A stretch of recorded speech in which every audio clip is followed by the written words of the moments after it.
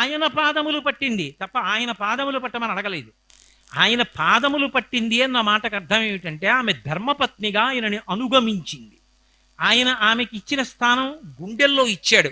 లక్ష్మీం క్షీరసముద్రనాజతనయాం శ్రీరంగధామీశ్వరీం ఈశానాం జగతోస్య వెంకటపతేర్ విష్ణోః పరాం ప్రేయసీం తద్వక్షస్థల నిత్యమాసరసికాం తక్షాంతి సంవర్ధినీం పద్మాలంకృత పాణిపల్లవ యుగాం పద్మాసనస్తాం శ్రియం వాత్సల్యాది గుణోజ్వలాం భగవతీం వందే జగన్మాతరం గుండెల్లో పెట్టుకున్నాడు.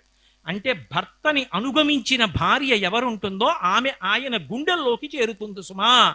లక్ష్మీనారాయణులు దాంపత్యానికి నిర్వచనం చెప్పారు.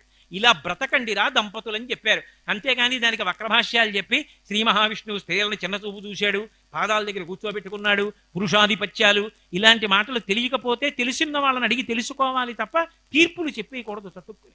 కాబట్టి